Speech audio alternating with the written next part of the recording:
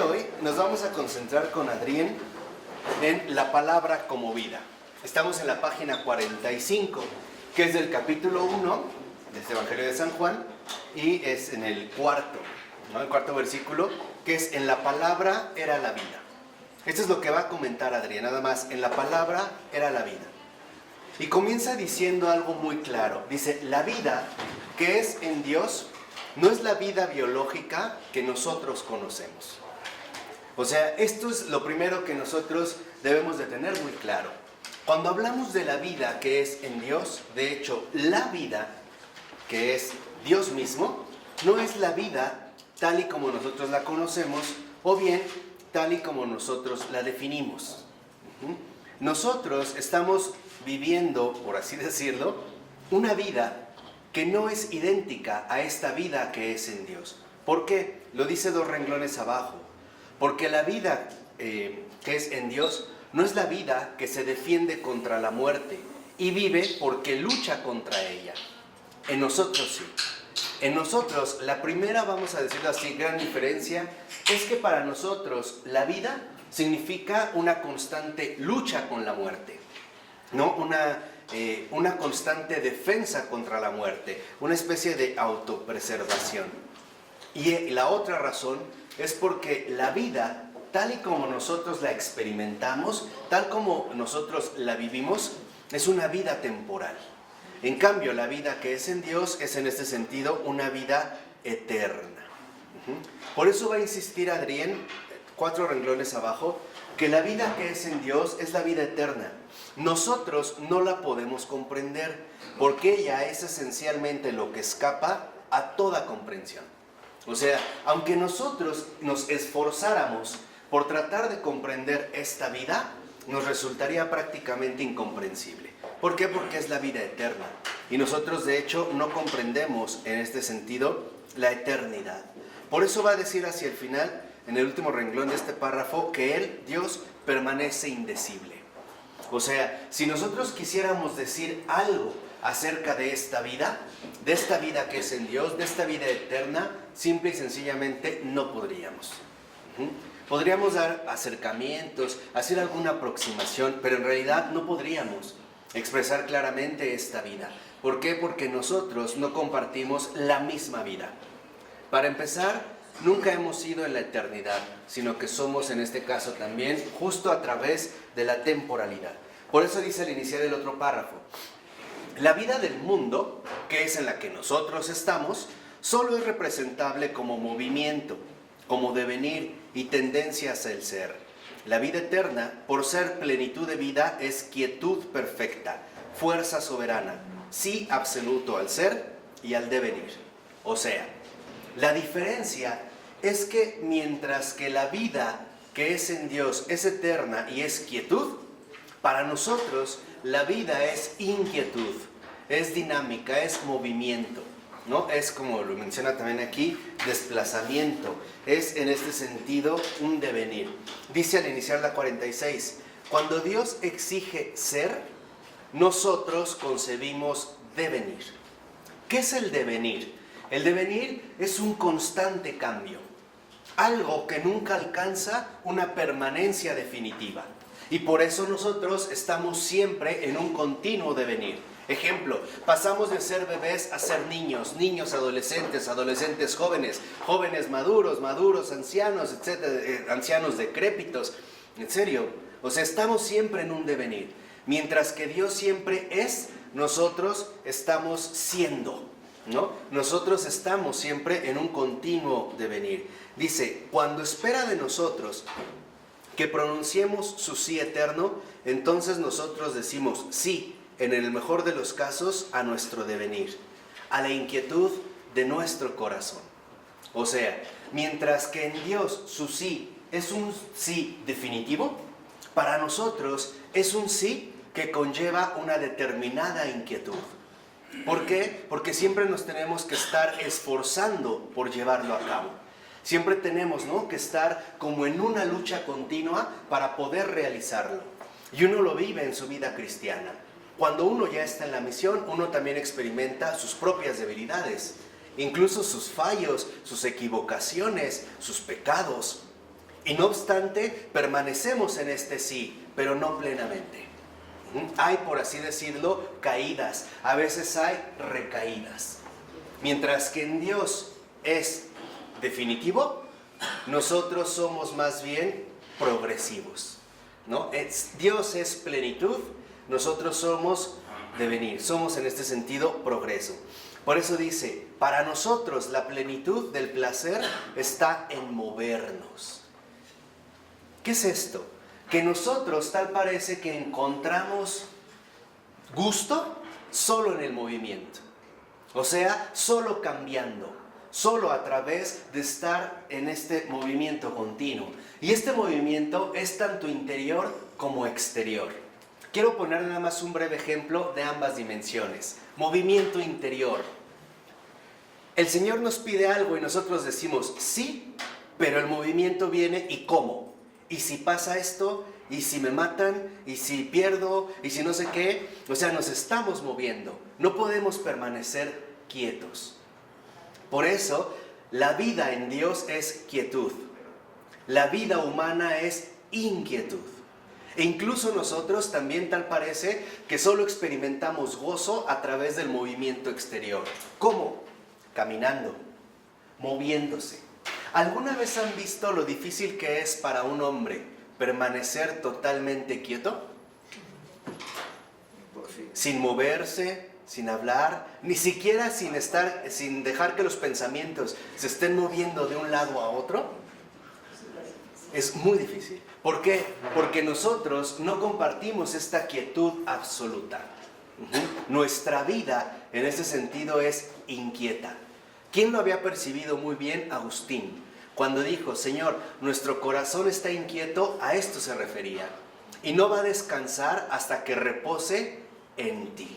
O sea que para nosotros consiste la vida en inquietud.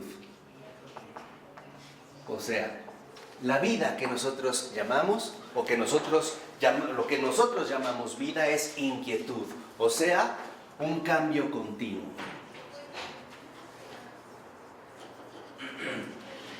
En cambio, la vida eterna, o sea, Dios, no es inquietud, es perpetua quietud.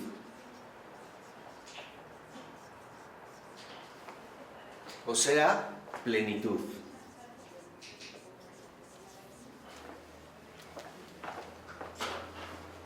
Este es uno de los rasgos fundamentales por los cuales nosotros no podemos captar lo que es esta vida en Dios.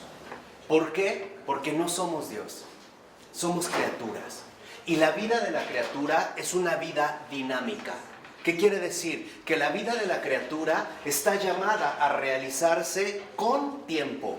O sea, la criatura necesita tiempo para poder desarrollarse. Dios no necesita el tiempo. Más bien el tiempo es un don que nos da a nosotros. ¿Para qué? Para que podamos desplegar nuestra propia vida. Necesitamos tiempo para crecer, para madurar, ¿no? Para cambiar. Requerimos tiempo. Dios en este sentido, a diferencia de nosotros, no requiere el tiempo. Dice Adrián, cuando no nos movemos nosotros mismos, queremos que por lo menos algo se mueva a nuestro alrededor, para gozar así con las transformaciones, aunque no sea más que con el calor que nos penetra, con el viento que nos refresca, con el mar cuyas olas nos motivan. O sea, para nosotros, el cambio continuo es una transformación.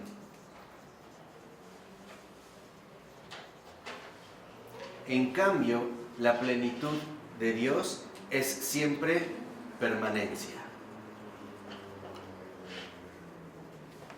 Nosotros cambiamos, Él no cambia.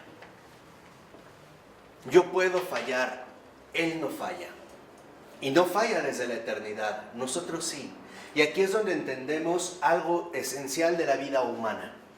Nosotros necesitamos tiempo para poder crecer. Pero en este crecimiento podemos cometer errores. De hecho, estamos llamados a cometerlos. ¿Por qué? Porque nuestro crecimiento va a ir precisamente desarrollándose conforme nosotros alcancemos o vayamos conquistando cada vez más territorios. Pero al mismo tiempo tenemos la posibilidad de corregir.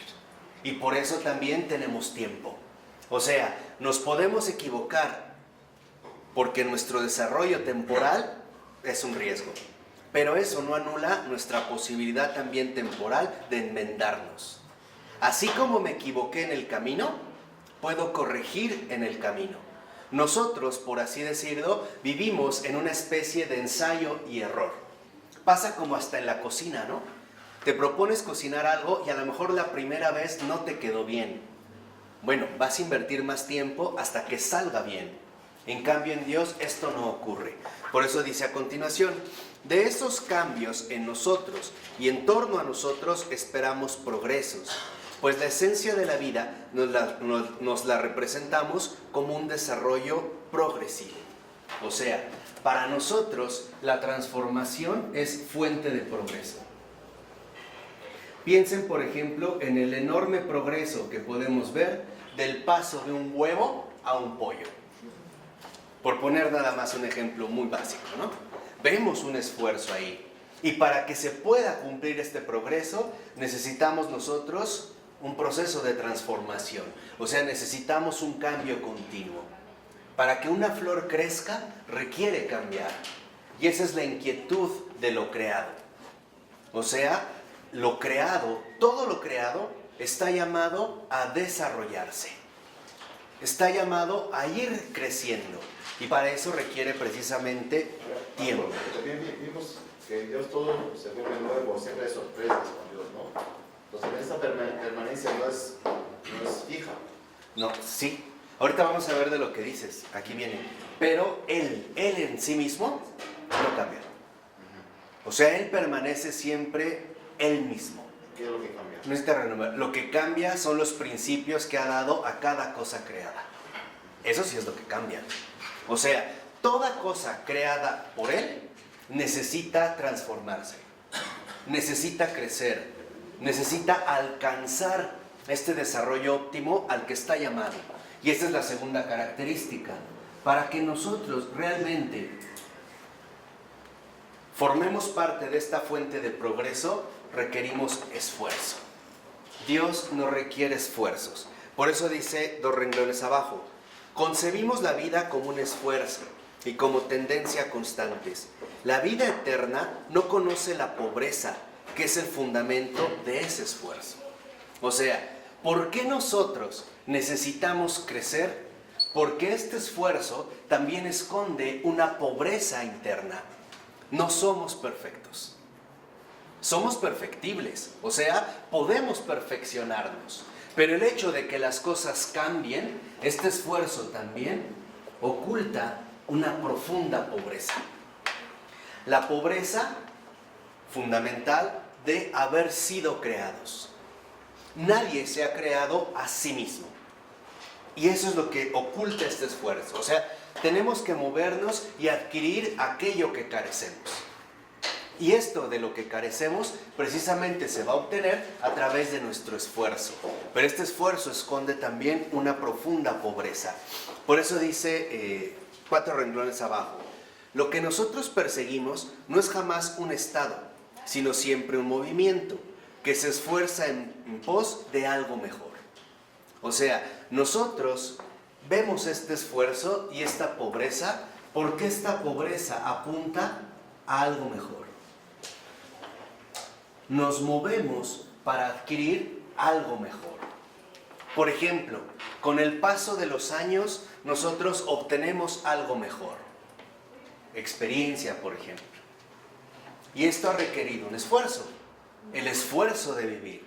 El esfuerzo incluso de obtener lo que no poseemos. Y esta es nuestra pobreza criatural. Por ejemplo, para que una flor florezca, necesitó haber pasado a través de ser un simple tallo. Una semilla. Una semilla. O sea, necesitó finalmente adquirir lo que no posee. Dice, esta inquietud está en nosotros profundamente ligada con nuestro pecado y con las consecuencias del pecado. siendo opuesto a la vitalidad, es carencia y proximidad a la muerte. Pero no podemos superar esa muerte en nosotros intensificando lo que nosotros llamamos vida, sino solo coafirmando lo que es la vida de Dios. Y aquí es donde entra uno de los apuntes más profundos de Adrian von Speyer. Lo que nosotros buscamos, al ya tener una vida en particular, una vida temporal, una vida llena de inquietud, lo que realmente estamos buscando, algo mejor, es la vida, o sea, la vida de Dios. Y esto no lo vamos a alcanzar por esfuerzo propio. No es algo, por así decirlo, que nosotros alcancemos a través de nuestros esfuerzos, sino que es algo que sí podemos recibir. Y eso es, digamos, a lo que estamos llamados. De tal manera que en el caso humano particularmente, este esfuerzo es un esfuerzo de recepción, de dejar que nuestra vida temporal, nuestra vida humana, se vaya diluyendo cada vez más con la presencia de la vida eterna. Es dejarse llenar por esta vida. No es algo a lo que nosotros podamos, vuelvo a insistir, no es algo que nosotros podamos alcanzar por cuenta propia. Es algo que se recibe. Y para poder recibir la vida eterna, lo primero que debemos de reconocer es nuestra real pobreza. O sea, el hecho de reconocer que yo puedo recibir algo que no tengo. La vida plena, ¿no? Que es lo que el Señor decía, ¿no? Para que tengan vida.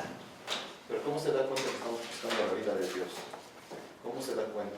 Se da cuenta de que estamos buscando la vida de Dios porque nuestra continua transformación y el esfuerzo, este esfuerzo muchas veces vemos que en último término acaba en la muerte.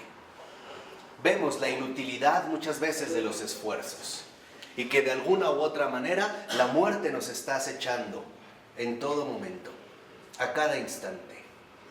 Y que nosotros en efecto no buscamos la muerte, sino que en realidad estamos buscando algo distinto a esta muerte. Estamos buscando la vida a la cual sentimos como un llamado, como un apego. Esta vida que solo Dios podría darnos. Por eso dice a continuación Adrián, nosotros hemos de tomar partido por esa vida y darle nuestro más profundo sí. O sea, nosotros debemos de darle el sí a la vida eterna, a la vida de Dios. ¿Para qué? Para que esta vida, entonces, llene mi vida. Voy a poner un ejemplo.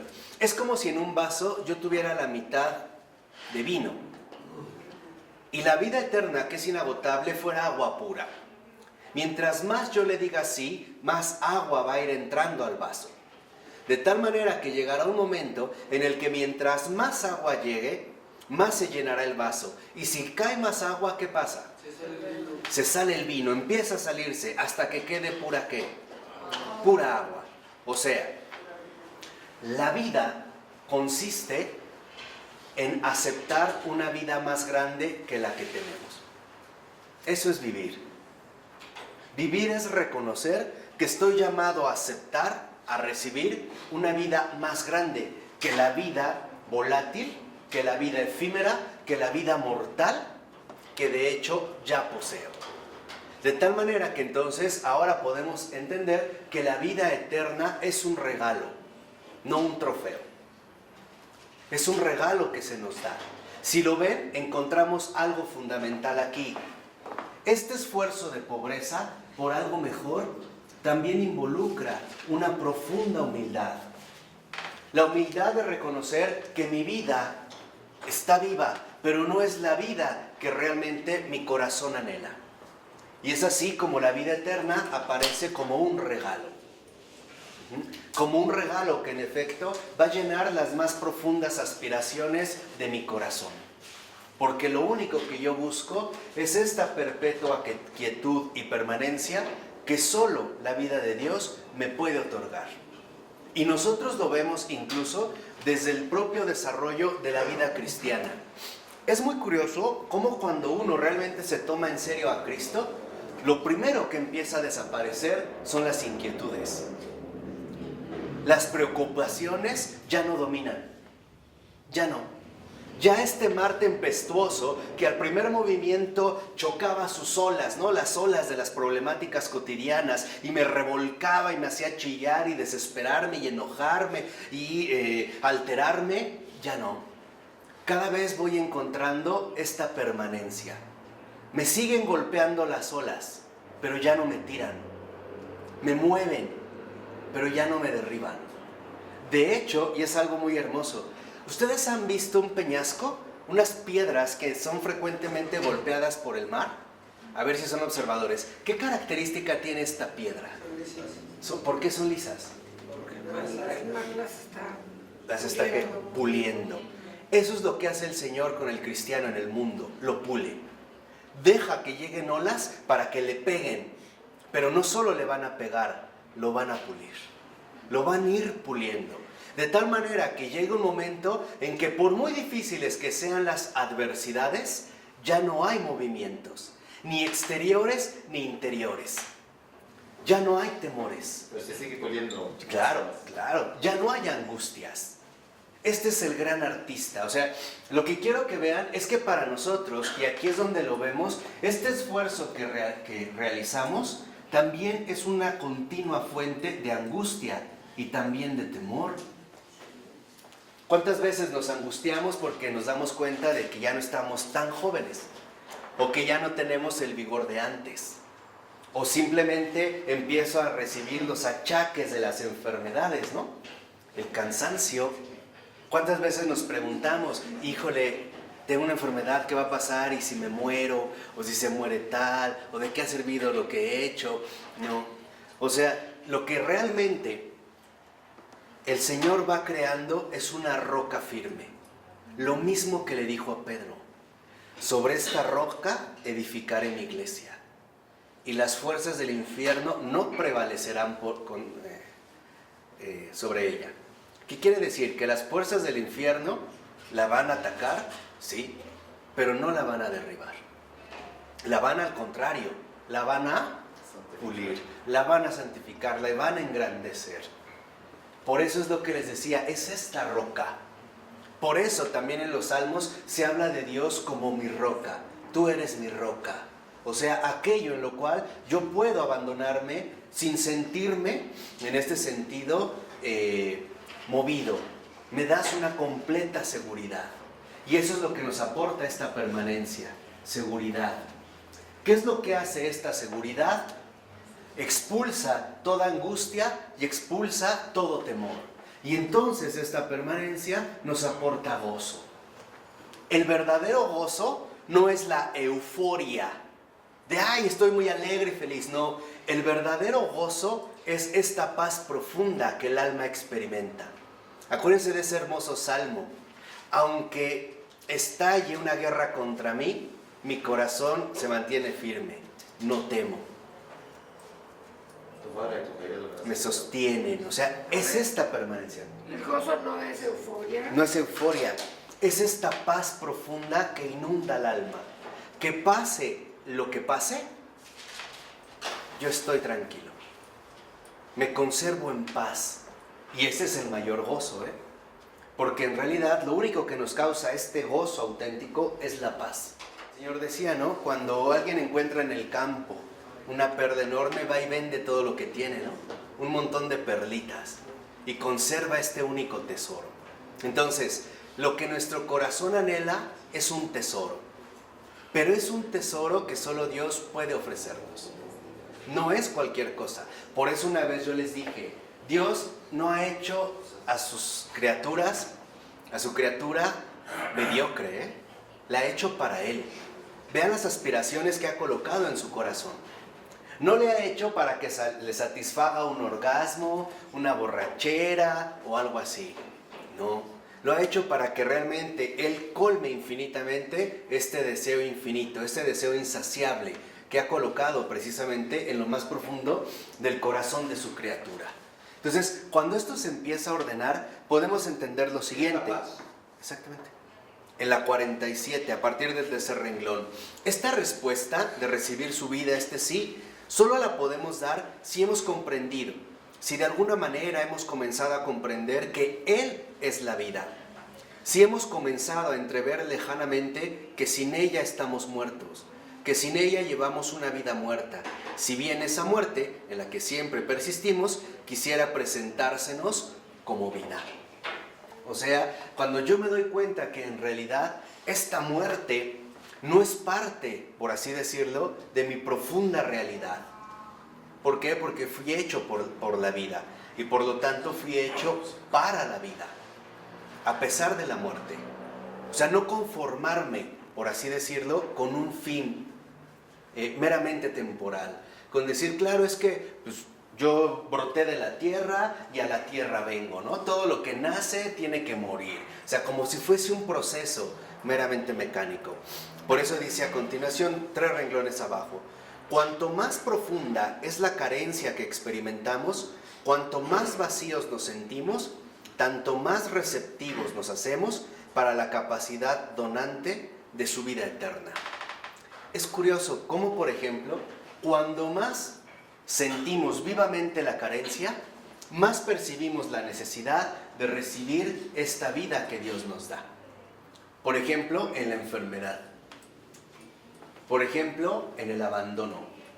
O sea, cuando más experimentamos nuestra propia miseria, entonces somos más receptivos de abrirnos a la presencia de Dios. Por eso existe el dolor, ¿no? Claro. Por eso el sufrimiento es la gran escuela de la vida, ¿no? Porque nos da una lección importantísima. Dios está ahí, esperándote, ¿no? Acechándote, atrayéndote.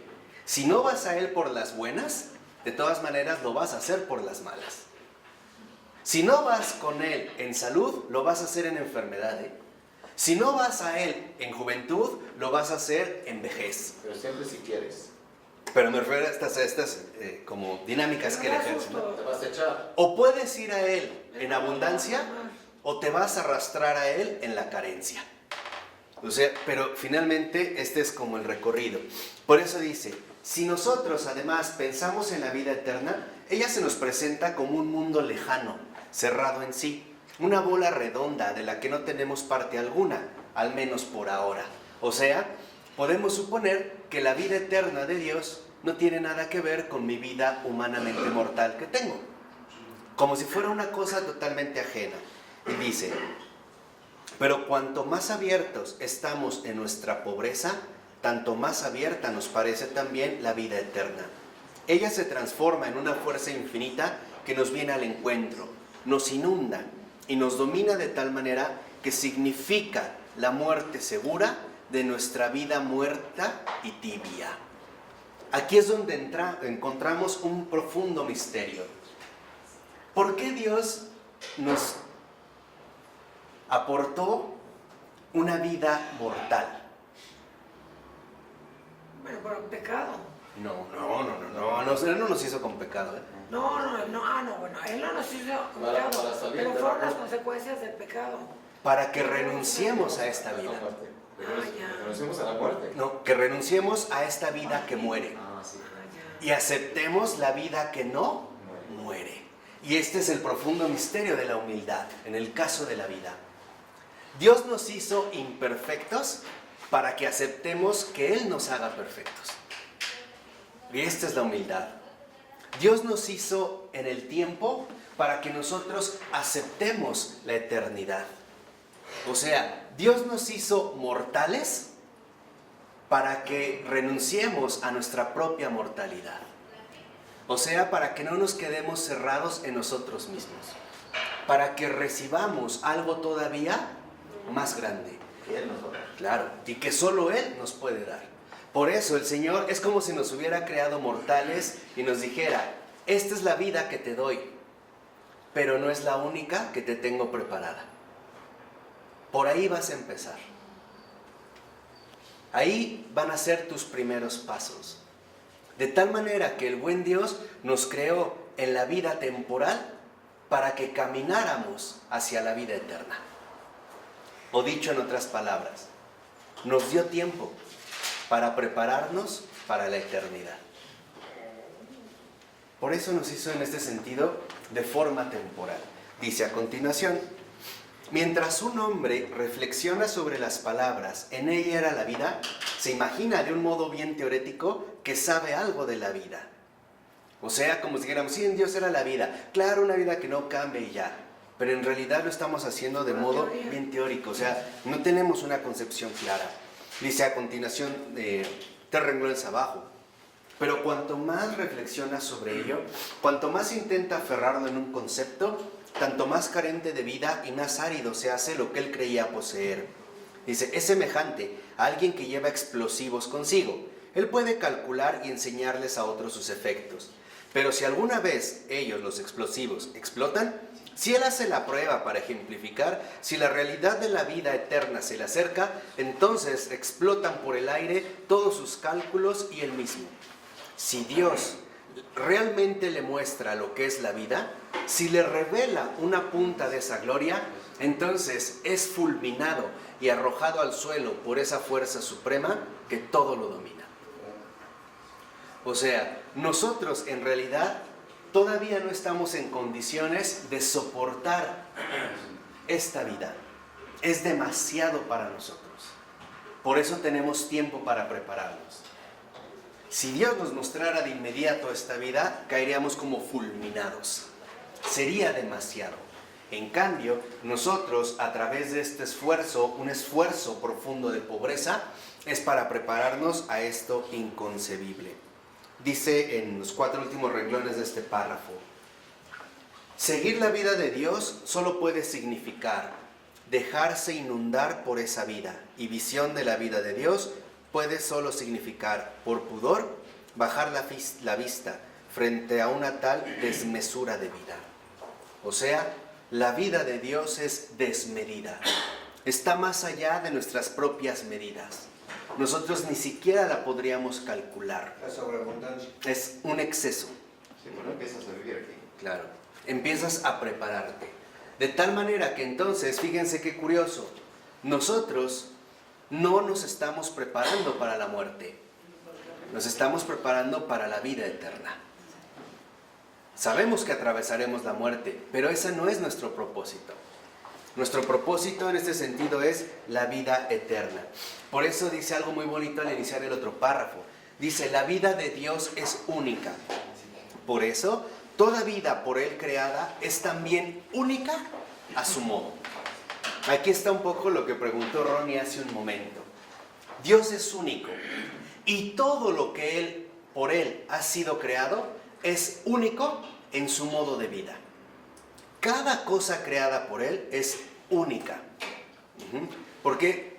Porque nadie la podría hacer. Y 2, es única a su modo, precisamente en su estilo peculiar de vivir. Ahorita que mencionaban de los perros, la psicología canina es muy distinta de la psicología humana, ¿eh? Son 2 cosas totalmente diferentes. Es única en su modo. Dice 3 renglones abajo, sin menoscabo de su unicidad, la vida de Dios puede representarse en millones de modos, todos ellos únicos.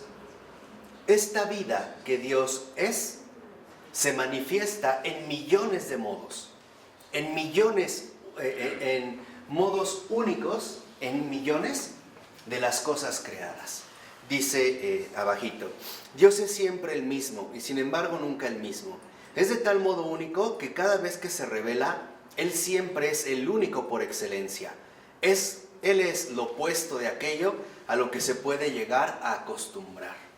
O sea, nosotros no podemos llegar a acostumbrarnos a Dios, porque Él es lo único, lo siempre nuevo.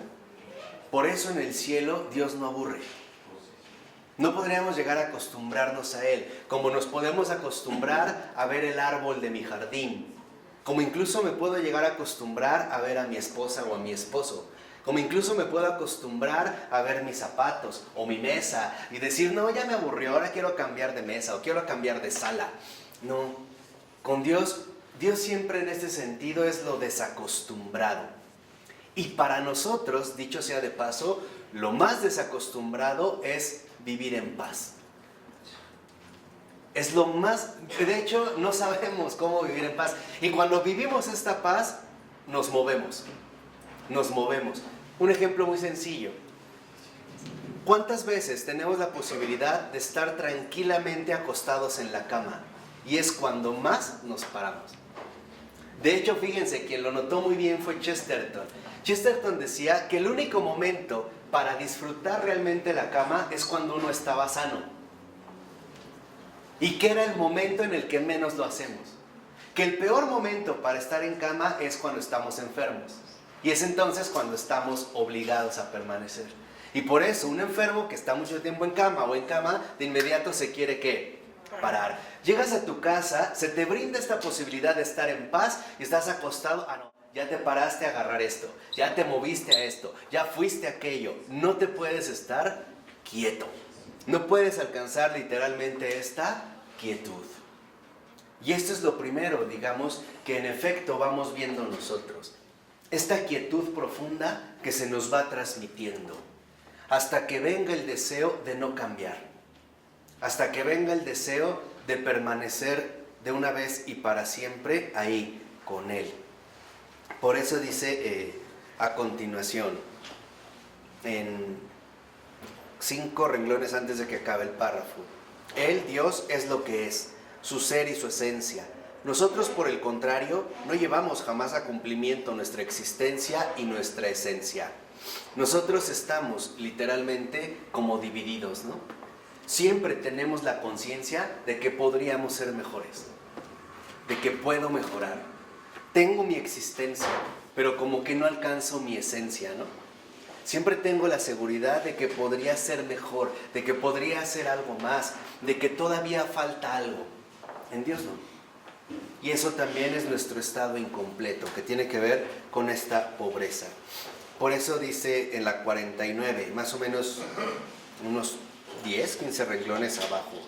Dice, en cuanto nos olvidamos de nosotros mismos y nos entregamos, encontramos su gracia. En la gracia no existe más el problema del yo y por tanto tampoco el problema de la comprensión de Dios. Fíjense qué hermoso, lo vimos con Florensky. El único obstáculo para la recepción de la gracia es el yo. Pero cuando me olvido del yo, ya ni siquiera viene el problema de la comprensión de Dios.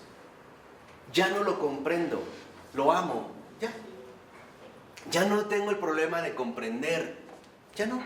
Ya estoy en este abandono pleno, porque ya no estoy dependiendo de mí. Y dice, Dios no quiere que nosotros intentemos diferenciarlo y comprenderlo, del mismo modo que estudiamos un objeto mundano.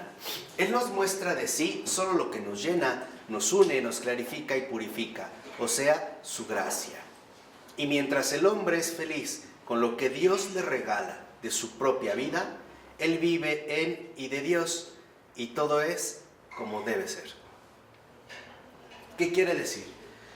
Que el primer paso que nos conduce hacia la vida eterna es la aceptación de nuestra vida temporal. El abandono en Dios. ¿Sí? Y el primer paso es la aceptación de esta vida que tenemos.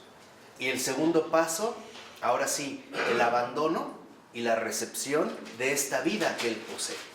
Y que de hecho es la vida que Él quiere compartir conmigo. Por eso dice, como 3 renglones abajo, solo cuando el hombre comienza a calcular y a espiar a través de lo que Dios le regala, solo cuando intenta comprender y superar la vida que tiene en Dios para poner al aire, para descubrir el misterio de la vida eterna, solo entonces él cae infeliz fuera de la vida. O sea, cuando nosotros queremos entender la vida de Dios, caemos fuera de esta vida. ¿Por qué caigo fuera de esta vida? Porque me estoy hundiendo en mi yo. Porque Dios no calcula.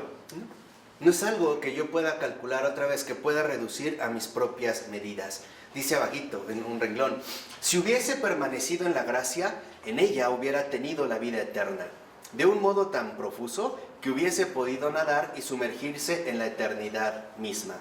Pero el hombre la posee si se abandona en confianza en ella. O sea, aquí es, digamos, como la donación que precisamente nosotros requerimos, esta recepción. Por ello en la 50, en el segundo párrafo, más o menos unos 6 renglones de que ha iniciado, dice Adrián, Dios puede hacer que esa vida temporal se abra a su vida eterna. puede insuflarle vida eterna a esa misma vida temporal. Sabemos que es su gracia precisamente la que lo llevará. Pero finalmente lo que a nosotros nos interesa es que veamos que la vida temporal puede ser precisamente sustituida por esta vida eterna. Y el modo en el que Dios lo hizo fue a través de la muerte, que es justamente lo que nadie hubiera pensado. Y esta es la parte más central de Adrián. Yo no sé ahorita cómo se sientan, ya para seguir cansados, porque es muy importante lo que dice a continuación. Sí. No quisiera cortar tan rápido. Bueno, dice al iniciar el último párrafo, pero existe también la muerte. Ahora fíjense, dice, también ella es querida y creada por Dios. Dice, la muerte no es el mal, lo extraño a Dios, el límite de la vida eterna. Más bien, Dios tiene poder sobre la muerte, así como la luz eterna tiene poder sobre las tinieblas. La muerte es, ante todo, el signo de que la vida de la criatura es interiormente finita y limitada, y que por tanto pertenece al Dios creador. Aquí es donde estamos ya en una verdadera profundidad seria. Lo primero que anuncia Adrián con respecto a la muerte es que la muerte misma es querida por Dios. ¿Para qué? Para que no nos aferremos a nuestra propia finitud, sino que sea la muerte este impulso que nos lleve a algo todavía más grande, a algo superior.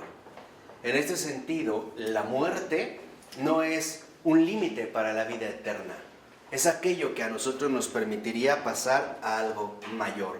Por eso dice en este último renglón, la muerte es el sello de la gloria de Dios sobre la vida de la criatura. Y la muerte no es un mero límite exterior de la vida, sino que habita interiormente en todo el transcurso de la vida temporal. Sin ese fermento de la muerte, la vida temporal no sería vida en modo alguno.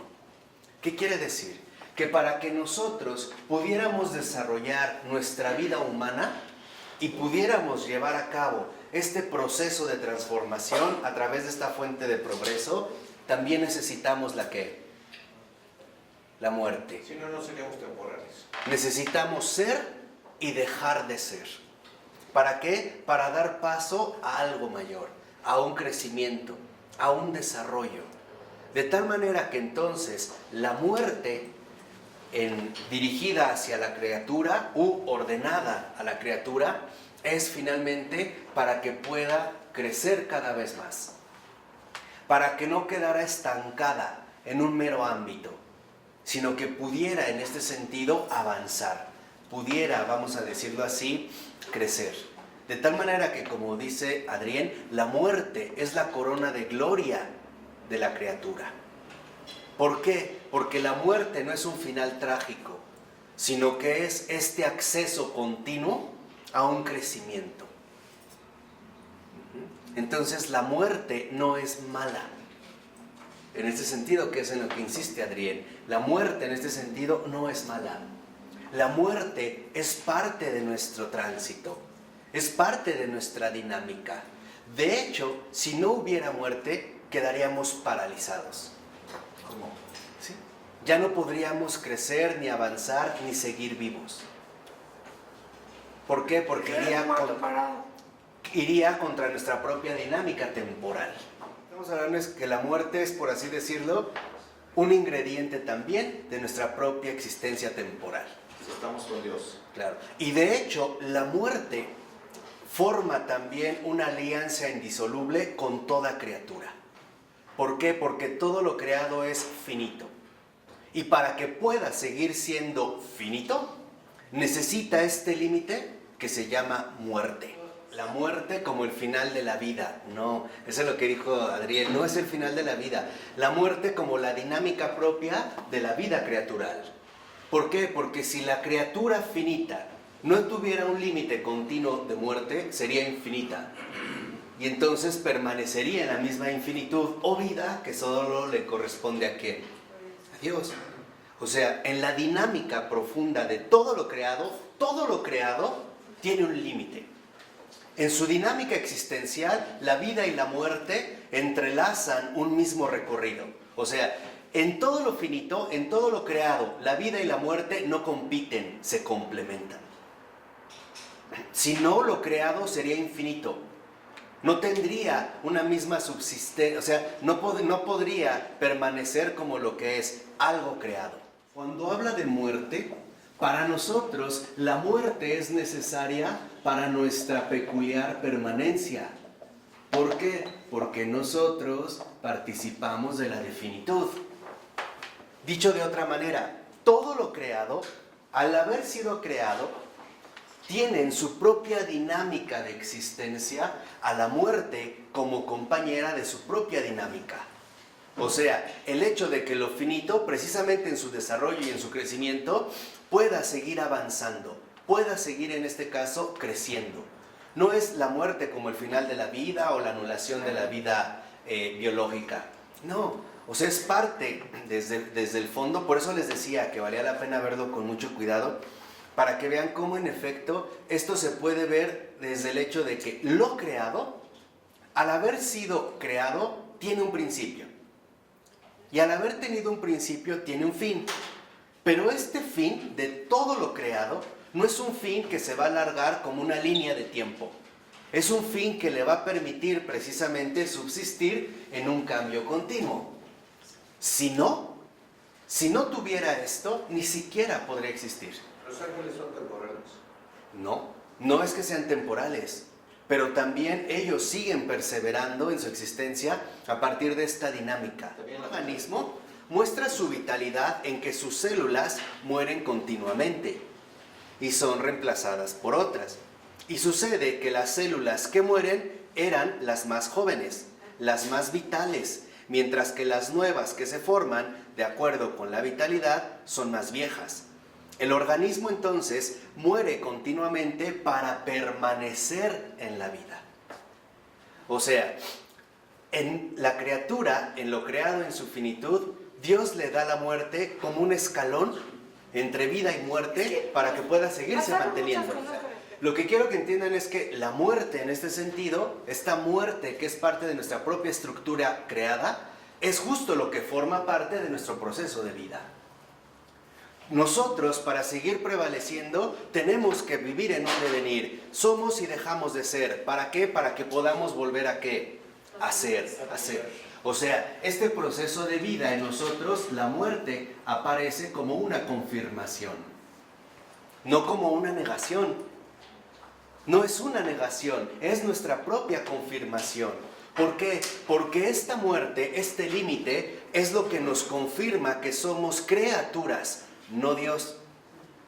Es justo esta confirmación la que nos sella como seres creados y no como el creador de las cosas.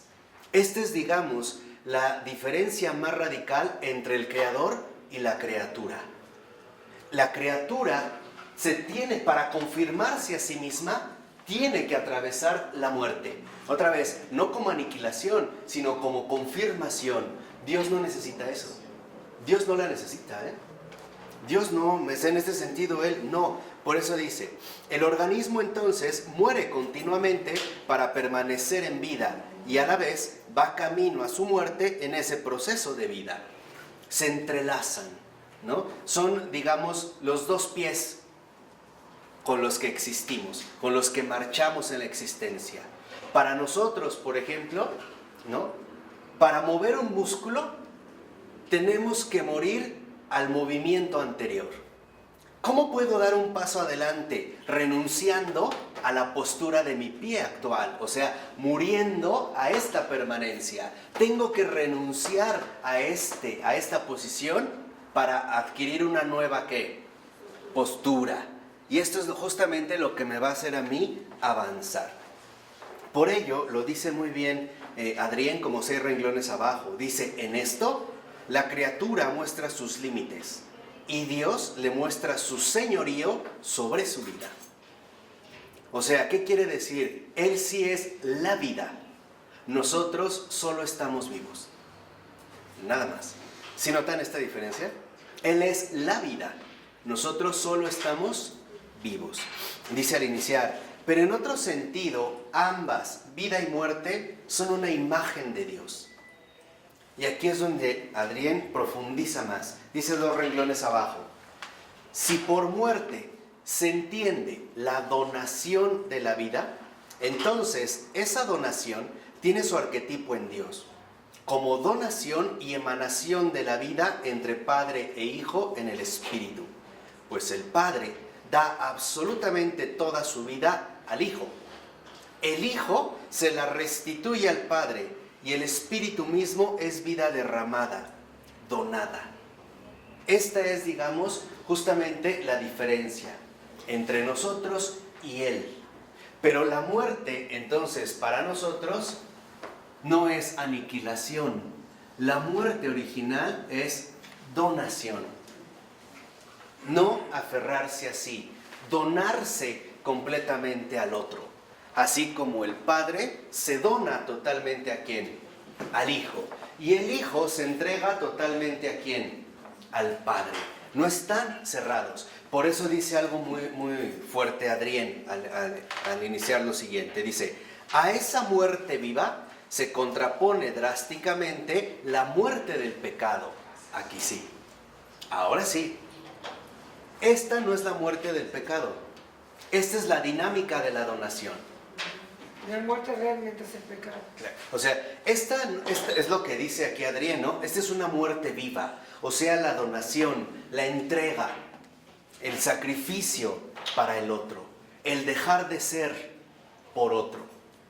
Este es en este sentido lo que se llama muerte, ¿no? Cuya estructura fundamental se tiene precisamente en la donación y sobre todo en la propia realidad trinitaria. Otra cosa es la muerte del pecado. ¿Cuál es la muerte del pecado? Lo dice ahí.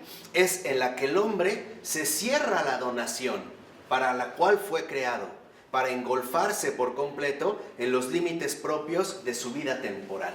O sea, fíjense, lo que quiero que entiendan es que la muerte de nuestra vida creatural como donación es un sí, es renuncia por algo más. Y en este sentido es positiva. ¿Qué es lo que trae consigo la muerte del pecado? Un no a algo más. Es quedar atrapado en uno mismo. De tal manera que mientras esta muerte es un sí a algo más grande, es apertura, es un sí de apertura, es un sí de recepción y es un sí de entrega. Ahora sí, la muerte del pecado es pura negación. Justo lo que quiere es ya no salir, es ya cerrarse, es ya no recibir nada, es ya no dar absolutamente nada. Eso es lo que nos mata. Acuérdense lo que decía el Señor, esta es la muerte de la que está hablando. Si el grano de trigo cae en tierra y muere, da mucho ¿qué? Fruto. ¿Por qué? Porque muere a sus límites. Pero si no muere, queda infecundo. Qué profundas son esas, Esa es la muerte de la que él está hablando. O sea, es como si dijera, si el grano de trigo cae en tierra y no muere, es lo mismo que si Jesús dijera, si mi criatura, el grano de trigo, cae en tierra, o sea, es enviado al mundo y no muere, o sea, no imita su propia esencia trinitaria, queda infecundo. ¿Por qué? Porque entonces, ahora sí, va a ir de esta muerte de nuestra vida criatural a la muerte del pecado. De tal manera que entonces, aquí sí, ¿qué es lo que altera el pecado? La muerte original. Esta es la muerte original, no es mala. Lo que va a desordenar el pecado, esta muerte criatural, es la muerte original.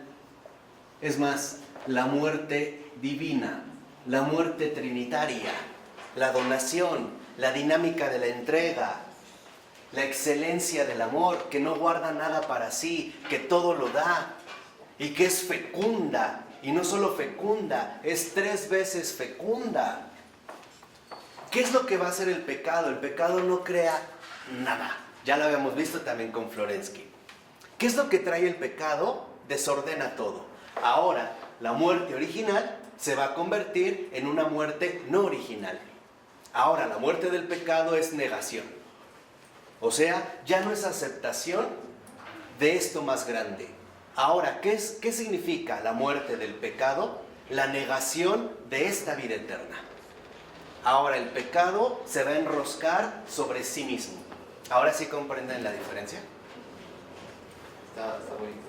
Entonces les decía, el Señor dice, si el grano de trigo, ¿no?, cae en tierra y muere, o sea, si mi criatura viene al mundo y muere, o sea, imita la estructura trinitaria, dará mucho fruto.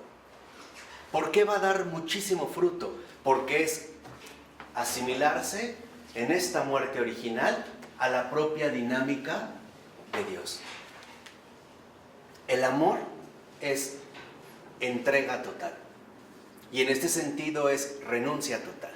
Si yo quiero vivir como cristiano y no quiero morir a mí mismo, No eres cristiano. No renuncias a yo. ¿No? En realidad está siguiendo la muerte del pecado. O sea, lo que quiero que vean es que esta muerte es la dinámica fundamental de antes del pecado. entonces todo va hacia la donación. Claro. El pecado justo lo que viene a hacer es ahora distorsionar las cosas y convertir esta muerte en una muerte de negación. El ya no abrirme, el ya no recibir, el ya no entregar nada, el no salir de mí. Por eso decía el Señor, y si el grano de trigo cae en tierra y no muere, quedará infecundo. Por eso dice a continuación, ahí, ¿dónde estamos? Sí, 2 renglones abajo. En ese sentido, la muerte es tanto el pecado mismo como también la consecuencia del pecado. O sea, ¿cuál es el pecado mismo? El encerrarse en uno mismo.